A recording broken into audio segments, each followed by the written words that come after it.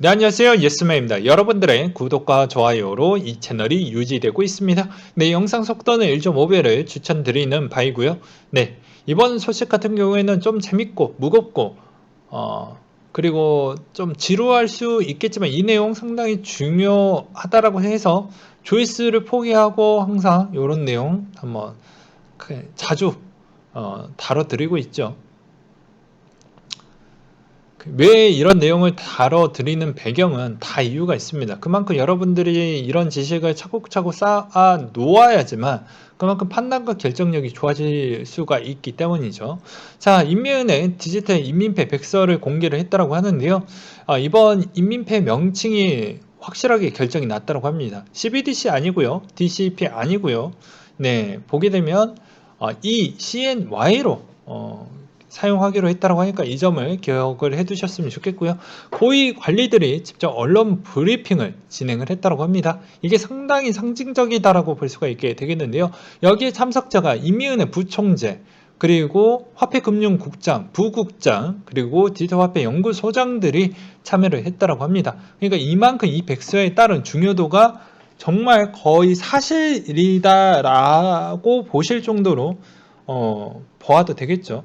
그리고 이번 백서는 최종 백서가 아니라 중간 과정에 있는 백서라고 하니까 앞으로 계속 리비전 되는 백서가 나올 것으로 보여지고 암호화폐 스테이블코인 부정적으로 바라보고 있다라고도 내용이 나오기도 했지만 이걸 뗄래뗄 수 없는 관계인데 자꾸 이렇게 나오는 배경은 뭐 여러분들도 알고 계시겠지만 스테이블코인이 안착하기 전때까지는 계속 암호화폐에 따른 부정적인 패턴을 보여줄 수밖에 없다. 오히려 국민들의 혼동을 또 방어하기 위해서 좀 그런 것을 어느 정도 또 통화의 불확실성 지금 생기면 안 되잖아요. 그런 것까지 다 고려를 했었을 때에 따른 약간의 정치적인 발언이 좀 있다라고 저는 생각이 들고요.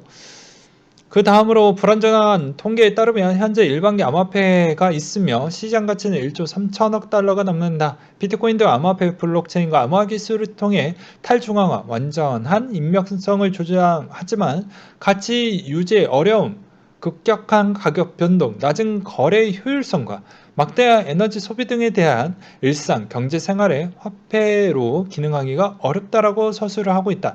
이 말의 의미는 그냥 화폐적 관점으로만 분석을 해놨고 자산적 관점으로는 분석을 안 했다. 그러니까 화폐의 라이벌 구도로도 볼 수가 있는 시점이기 때문에 국민의 그런 혼란성을 야기할 수 있으니 좀 확실하게 정리를 해놓고 이 내용을 추가했다.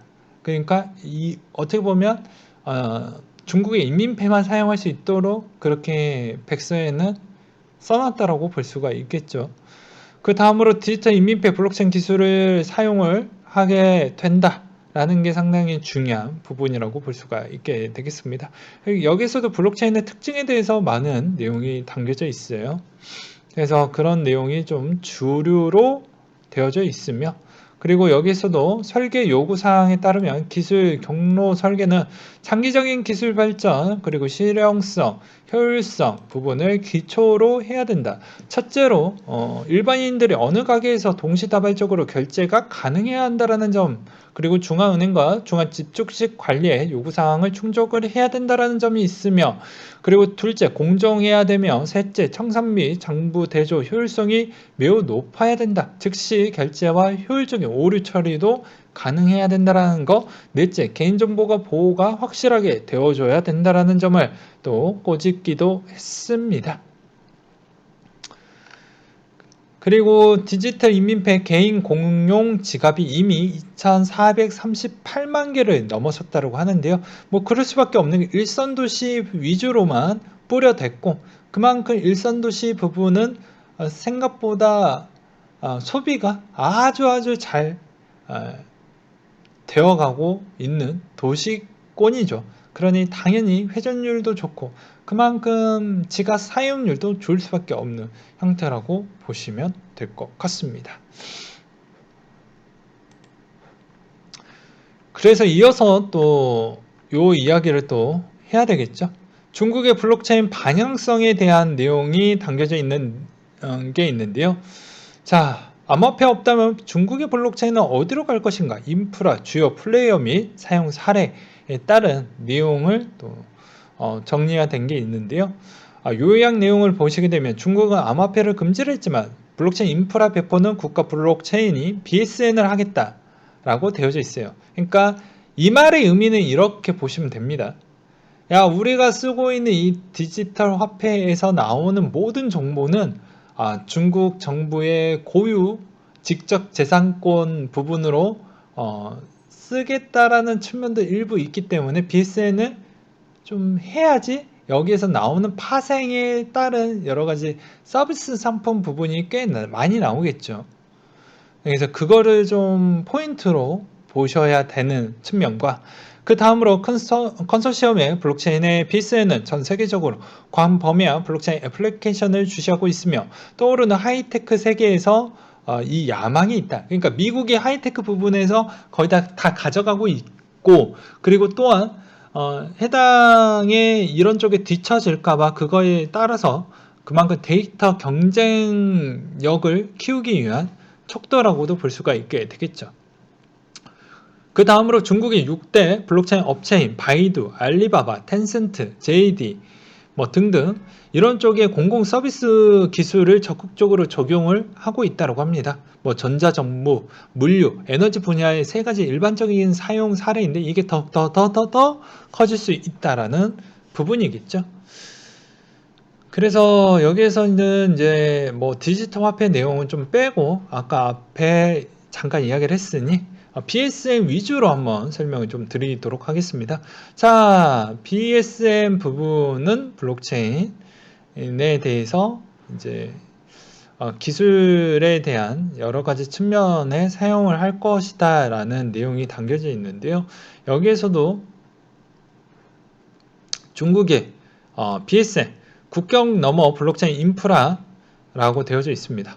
그러면 디지털 세계에 주도할 수 있도록 오픈 소스 플랫폼이다. 수많은 글로벌 로컬 거래가 스마트하게 수행하는 수많은 DME 국내 공급자의 BSN을 출시될 것이다 라고 되어져 있죠. 그리고 백스에 따르면 로드맵의 실물 경제와 공급 서비스 최적화를 목표로 컨소시엄의 블록체인에 따라 정의가 되며 실제 컨소시엄의 블록체인은 중국의 기업 수준의 블록체인 애플리케이션의 기본 프레임워크를 제공하기 위한 가장 중요한 개발 방향으로 명확해졌다. 되게 재밌죠. 예, 인프라 수준에서 중국 정부와 국내 산업협회는 BSM 부분의 일부 플랫폼을 구축을 한다고 되어져 있습니다. 그러나 이 인프라 플랫폼은 기술적 고도를 요구하고 개발자가 활용하기 어렵기 때문에 인프라 플랫폼 기반의 이제 블록체인 서비스 부분에 알려진 2차 네트워크 플랫폼을 만들어 기업에서 더 많은 블록체인을 개발자에게 서비스를 제공해서 이 서비스 사업 부분을 더욱더 탄탄하게 만들겠다라는 측면도 있겠죠. 네. 그리고 엔트그룹의 엔트체인 부분도 좀 주목을 할 필요성이 있다라는 내용도 여기에 담겨져 있습니다. 그래서 초석의 BSN을 또 보게 되면 중국의 국가정보센터 차이나 모바일, 유니온페이, 레드데이트 기술을 받은 BSN은 모든 유형의 분산 애플리케이션을 배포하고 운영하는 데 사용하는 크로스 클라우드, 크로스 포털, 크로스 프레임워크, 공공 인프라 네트워크를 제공을 하게 되면 오픈소스 사용자의 친화적 생태계라고 말하기도 합니다. 라고 되어져 있습니다. 정부 주도의 정보 인프라로서 블록체인 개발자가 운영 및 유지 관리에 드는 많은 비용을 절감하고 국내외 공공 노드를 연결할 수 있도록 지원을 하게 된다라고 되어져 있죠. 그래서 여기서도 BSM 파트너십을 보게 되면 뭐 테조스도 있고요. 그리고 이더리움도 있고요. 미오스도 있고요. 네오도 있고요. 뭐 폴카닷도 눈에 보이고요. 뭐 있죠. 그리고 구글의 클라우드도 눈에 들어오고 아마존도 있습니다. 뭐 바이두도 있고요. 자, 계속 이어서 설명을 좀 드리도록 하겠습니다. 네, BSN은 실물 경제에 힘을 실어줄 것으로 기대를 하는데, 자, 21년도 산업의 정보 기술의 중국의 사이버 공간 관리의 교육부 운영 프로그램의 블록체인 기술의 산업 개발 가속화의 지침을 공동 발표했고 공급망 관리, 제품의 추적성, 공유, 서비스, 증거 보증금, 스마트 시티에 블록체인을 적극 권장하겠다라는 정책이 나오기도 했습니다. 지금 중국의 산업 성장 속도를 보게 되면 이거를 갖다 붙이기만 해도 엄청난 성장력이 같이 나오겠죠. 그래서 상당히 중요하다고 볼 수가 있는 대목이 되겠고요. 블록체인 산업은 세 개의 계층으로 분류를 할 수가 있는데, 하부층은 광산, 기계, 그러니까 채굴기를 이야기를 하는 거죠. 데이터 저장, 스마트 계약 등 기본적인 소프트웨어, 하드웨어 키를 포함을 하게 되고, 중간 플랫폼은 블록체인 시스템의 핵심 네트워크 개발자, 기업, 기관의 기본 기술을 내장되어져 있으며, 산업 응용 계층의 산업 수직으로 다양한 블록체인 애플리케이션을 포함을 시키겠다. 블록체인 개발에서 플랫폼 서비스는 가장 중요한 계층이 될 것이며, 여기에 주목받고 있는 주요 기업은 우리가 알고 있는 바이두, 알리바바, 텐센트, JD그룹 이런 회사들이 있다라고 합니다. 그래서 상위 6개 기업은 독립 브랜드, 인프라, 자체 클라우드 이런 부분에 긴밀하게 연결이 되어져 있고요. 이거에 따른 통합 기능도 있다라고 합니다. 그리고 시너지 효과도 꽤 클 것으로 보여지죠. 그래서 그렇기 때문에 이번 적용 사례 부분을 보게 되면, 광범위한 애플리케이션에서 투명성, 분산화 높은 보안의 개선으로 좋은 평판을 얻고 있고, 금융 분야에 잘 알려진 어플리케이션 외에도 중국에서 가장 고정적인 블록체인 사용 방법을 아마 쓸 것으로 보여진다. 그것은 전자전부 부분이 될 것이며, 그리고 위챗 미니 프로그램에서도 아마 효율적으로 쓸 수 있게끔 만들어 낼 것이다. 그리고 여기에서도 여러 가지 내용이 있는데, 납세 증명서나 세금 계산서 부분도 손쉽게 처리할 수 있도록 그런 거를 해당 이런 부분으로도 확인할 수 있는 대목이 되겠고요. 물류 부분도 이쪽도 좀 쓰겠다라는 내용이 담겨져 있습니다. 기존 방식에서 비즈니스 고객은 운송회사에서 항만 관리자가 요구하는 서류 작업을 처리를 해야 되는데, 이게 추적하기 어렵고 철도에서 직접 데이터 교환이 어렵다. 일반적으로 예약 확인은 17%, 예상 도착 시간은 누락이 되고 25%는 실제 출발 시간보다 누락이 되기 때문에 이런 게 좀 어렵다. 애로사항이 많다. 그런 거를 전략하고 효율적이다. 그리고 에너지 속성의 추적성을 또 볼 수가 있는데, 중국의 재생 가능한 탄소 배출권 거래와 블록체인을 통합하는 유망한 응용 분야로 키우려고 하는 측면도 좀 없지 않아 있고, 이런 것을 잘 효율적으로 하게 되면 가정에서 제일 많이 쓰는 것인지, 그 가정 안에서도 어떤 제품에서 제일 많이 쓰는 것인지, 그리고 우리가 해당에 있는 취미생활, 기타 생활을 했었을 때, 그리고 출퇴근했었을 때 가장 효율적인 시간대에 따른 여러 가지의 정부 보조금을 좀 더 주는 형태로 할 수가 있겠죠. 더 예를 들어서 보게 되면, 가장 퇴근 시간 부분에 있어서 일정 이 시간대 대중교통을 좀 더 활용을 하게 되면 그거에 따른 인센티브를 더 주는 것을 해당에 있는 디지털 지갑으로 제공을 해버리면 다이렉트로 돈이 꽂히는 형태이기 때문에 누가 자차를 이용을 하려고 할까요? 물론 그 비중은 자기의 시간에 대한 소중성을 또 보고, 또는 자기의 또 여러 가지 비즈니스에 따라서 결정이 될 것으로 보여집니다. 그러니까 그런 거를 좀 봐야 된다라는 측면이 되겠고요. 매번 이런 내용들을 보면서 저는 느끼는 점이 있는데요. 그건 무엇이냐면 간단합니다. 네, 위에 올라갔던 이런 코인들은 앞으로 중국의 11시 즉 부분이 활성화되는 시점부터는 엄청난 데이터량이 나오기 시작을 할 것이기 때문에, 그것이 본격화되는 순간 엄청나게 데이터 물결이 쏟아져 나올 것이기 때문에, 지금은 조금은 볼품없고 그런 코인들도 일부 있습니다.